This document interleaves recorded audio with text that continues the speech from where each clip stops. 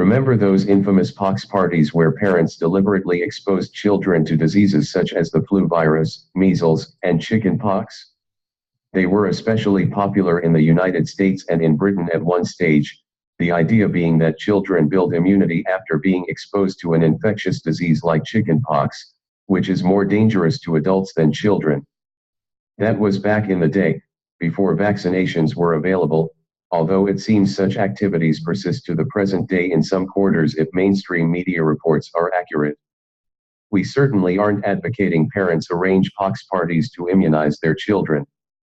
However, we mention those parties as they represent a schism that still exists to a degree in regards to approaches to guard against the wrath of infectious diseases. Paradoxical as it may sound, it has traditionally been considered a good thing when a child gets sick with certain infectious diseases like chickenpox early in life.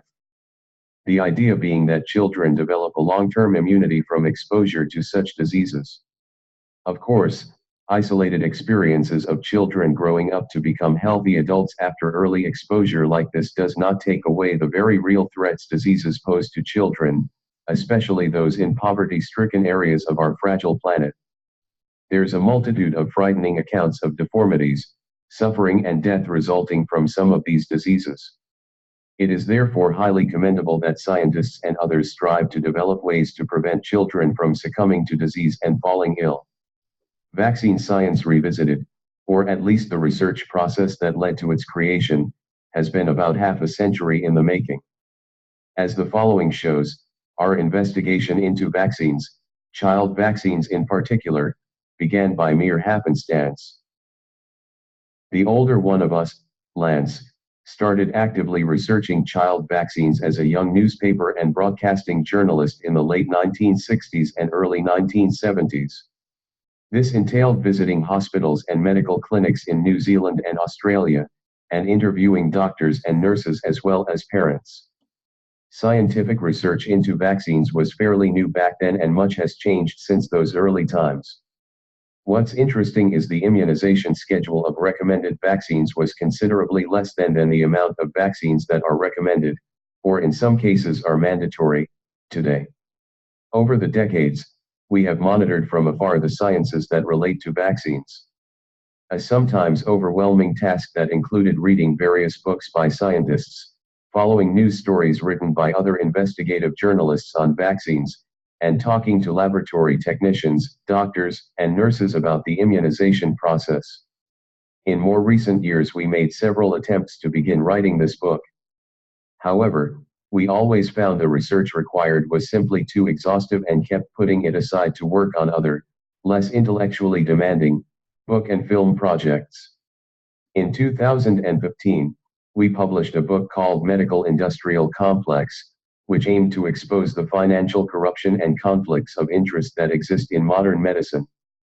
Doing research for that particular book saw us not only interviewing doctors, nurses, and other medical professionals once more, but also collaborating with a veteran pharmacist.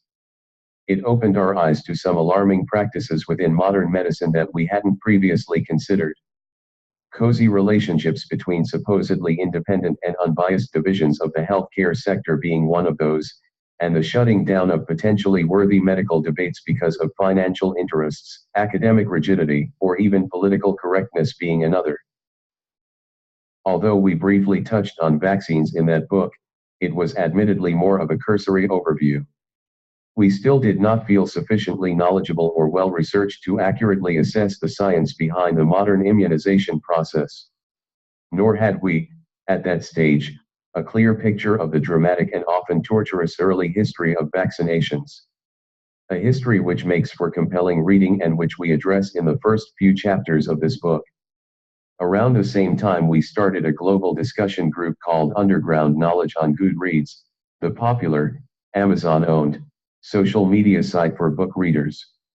It soon became, and continues to be, an excellent forum for public debate on vaccinations and medicine in general, attracting concerned parents and social activists as well as doctors, scientists, and other medical professionals with first-hand experience in either administering vaccines or working with them in laboratories. We ran a group poll asking members, Do you believe child immunizations/vaccines are for the most part extremely safe as per official statements from mainstream medicine and big pharma? The poll received 501 total votes, of which 281, 56.1%, voted yes. However, 220 voted either no or unsure. The numbers of poll respondents in doubt, combined with certain comments made by medical practitioners, finally inspired us enough to attempt to drill down to deeper levels of medical research papers, do the hard yards, and write the book you are reading now. At first, we felt more like fence sitters as we were simply observing all sides and listening to the various arguments. We also knew we wouldn't be able to make up our own minds simply by reading other people's statements. We had to attain a stronger comprehension of the medical sciences at hand to gain an educated and informed understanding of vaccines. A lifetime's interest in health combined with our previous investigations into the medical sector, or sectors, had taught us that nature often finds ways to take care of itself, the human body included. We realized early on in our research there was a real concern about introducing the body to toxins it has never had to deal with before. Toxins that enter the body unnaturally and bypass our natural defense system. It became apparent to us the body reacts differently to these toxins depending on the route of entry. This adds a further complexity to the whole vaccination issue.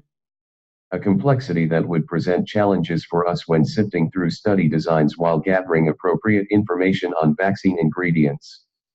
Since these vaccines are approved and deemed safe, we had to consider that perhaps the amount of toxins in vaccines are small enough that our body can accommodate and process them without a problem. After all, it is a part of our body armors designed to filter out and eliminate toxins. This works well for healthy individuals, but we soon realized that, unfortunately, in today's society there are countless children with weakened immune systems whose protective armor is not as strong.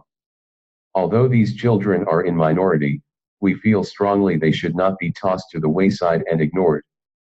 If vaccines really are unsafe for children with permanently weakened immune systems, they could also be unsafe or risky for the majority of children whenever their usually healthy immune systems are temporarily in a weakened condition for whatever reason. On that note, after we started reading the package inserts for each vaccine, we realized that all the inserts come with warnings on who should not be given vaccines. Check these package inserts out. They make for very interesting reading.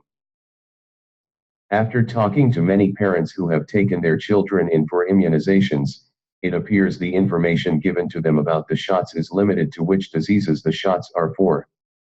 Other than that, the parents are essentially left in the dark. When we approached doctors and nurses about this issue, many said they don't have time to read all the package inserts, relying instead on what they are being told by the experts supplying the product. This motivated us to include them, medical professionals, in our long list of people this book is written for, as we realized they often have little background knowledge on vaccine science. Which meant we had to make it sciencey enough to be taken seriously by them. We were under no illusions doctors, nurses, surgeons and other medical professionals would require much convincing because many we approached indicated they, and they alone, had science on their side. We reached this inescapable conclusion because they told us to believe in the science or just read the medical journals. In fact, we lost count how many of these professionals recited those phrases, oftentimes verbatim. Unfortunately, such comments usually came without any further explanation. It was as if these medical professionals thought those comments spoke for themselves as proof that vaccines are always completely safe and beneficial, and should never be questioned. Apparently, it's an unfortunate truth that modern science, like mainstream medicine, has been shown to be corrupt at times, or unconsciously biased at other times, and is often fallible. Make no mistake, we greatly respect scientific and mainstream medical journals as evidenced by the fact that about 90% of this book is simply references to, or reports and reviews of, official medical papers prepared by scientists. However, our caveat is that the facts and observations presented in such documents must be unbiased and untainted by academic dogma, pursuit of fame and profit, or any of the other failings that jeopardize medical research. We are aware some of our findings will upset those who are for vaccines, and some definitely won't be popular with those against them.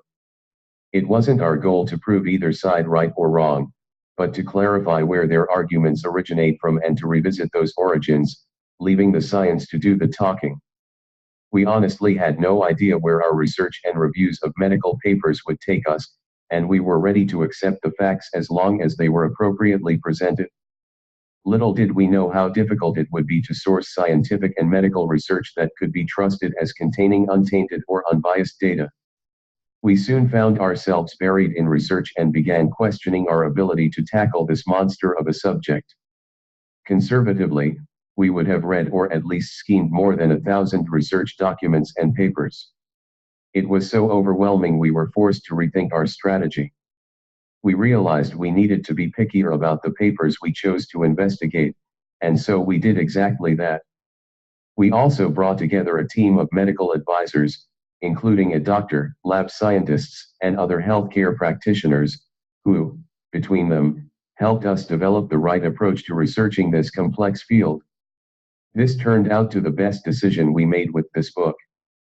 Our search through the research paper pile no longer seemed impossible as we finally had clear guidelines to work to. And so we started focusing on such things as who the authors of the studies were, where the studies were performed, how large the population sample was, who was included in the study, and the design of each study. It took us a while, but we were able to discard most studies after developing a list of qualifying criteria studies needed to pass if they were to be considered.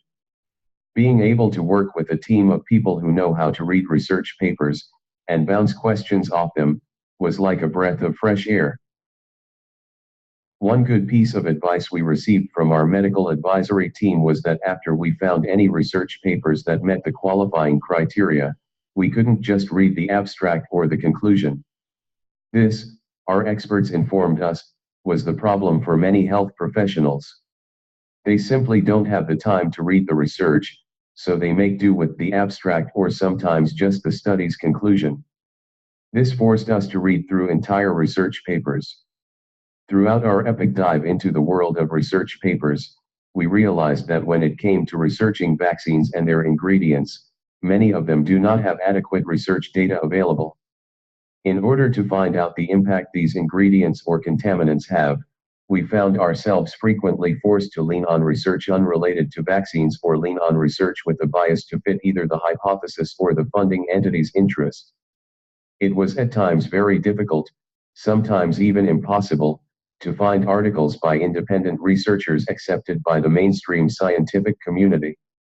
Our feelings were supported by others in the scientific field as well. An article from granbydrummer.com states, "One reason this topic is so controversial is because long-term studies by independent organizations have not been allowed in the United States. Only limited independent information is available to the public and politicians. This contradicts scientific research methods in the U.S.A. 1. Another important point regarding research papers is the fact that it is very difficult for people in general, but especially those outside the scientific community, to know which sets of data are reliable." In an article by Richard Horton, FMedSci, editor-in-chief of The Lancet, he states, "The case against science is straightforward. Much of the scientific literature, perhaps half, may simply be untrue. Afflicted by studies with small sample sizes, tiny effects, invalid exploratory analyses, and flagrant conflicts of interest, together with an obsession for pursuing fashionable trends of dubious importance, science has taken a turn towards darkness. As one participant put it, poor methods get results. 2. It is very concerning for us to read such an article in a prestigious, peer-reviewed, medical journal like The Lancet." Horton's concern doesn't stop there. Regarding researchers, he says that in their quest for telling a compelling story, scientists too often sculpt data to fit their preferred theory of the world. Or they retrofit hypotheses to fit their data. 3. His concern isn't just aimed at the researchers, either. He feels journal editors can be just as shady in their actions, and there is an unhealthy competition taking place in trying to get papers published in the more prominent journals. Horton says that their love of significance pollutes the literature with many a statistical fairy tale. We reject important confirmations. For it seems it isn't just the researchers and journal editors who are desperate for favorable research. Universities are also seeking money and talent. Sadly, and somewhat surprisingly, in his conclusion of the aforementioned article where Horton summarizes his attendance at a symposium on the reproducibility and reliability of biomedical research, he says they could not think of a solution to this problem. The bad news is that nobody is ready to take the first step to clean up the system. 5. In writing this book, we try to be as diverse in our research as possible so as not to bias the reader. That said, we do of course have our own thoughts on vaccines, which are occasionally reflected in fairly brief commentaries scattered throughout the book. These are not meant to bias the facts presented, merely to share with you our thoughts. Please note the word revisited in this book's main title, Vaccine Science Revisited. It refers to a new inspection of what the science actually says about vaccines and vaccinations. We are aware many members of the general public and, especially, the scientific community believe any debate over vaccine effectiveness, or how safe vaccines are, should have ended long ago, and that science has already conclusively spoken. We beg to differ, and we believe you will, too, once you read this book and consider the almost infinite number of murky, gray areas exposed by the vast amount of research out there. Too much has been assumed and misunderstood, on all sides. It's definitely time for society to revisit the subject of vaccines and vaccine safety, especially where our children are concerned, and open up the scientific debate once more. Keep in mind, however, the debate we are primarily focused on is not whether or not we should vaccinate/immunize our children. Rather, as this book's subtitle suggests, we are focused on whether childhood vaccines are as safe as claimed. For it is, after all, possible to be extremely pro-vaccines yet still wonder if they can and should be made safer. Likewise, it is also possible to be very pro-science and anti-pseudoscience yet still question vaccine safety claims or else demand more effective safety protocols. So, the aforementioned doctors and other medical professionals who dismissively reply to all our questions with "believe in the science" or "just read the medical journals" will be pleased to know we have done exactly that, and only that. We trust you'll appreciate how this book avoids all rumor, conjecture, conspiracy theories, and anecdotal evidence, and steadfastly focuses on what the latest medical and scientific research actually says about vaccines. Even if you are anti-vaccines, or else highly skeptical of their safety, remember that if any of the most controversial theories are true, then it must be possible for science to prove it. Eventually, any harmful vaccine ingredients will be proven to be just that. That's why we have excluded all theories and focused on facts contained in the best research data available. Beyond all the controversy, naivete, paranoia, academic rigidity, and Pollyannish trust in governments and multinational pharmaceutical corporations, what does the most reliable and unbiased science actually reveal about vaccines? Read on to find out. And no matter your level of education or experience, whether you are a doctor, layman, scientist, nurse, med student, or new parent, be prepared to be surprised by much of the medical research findings. James and Lance Morcan.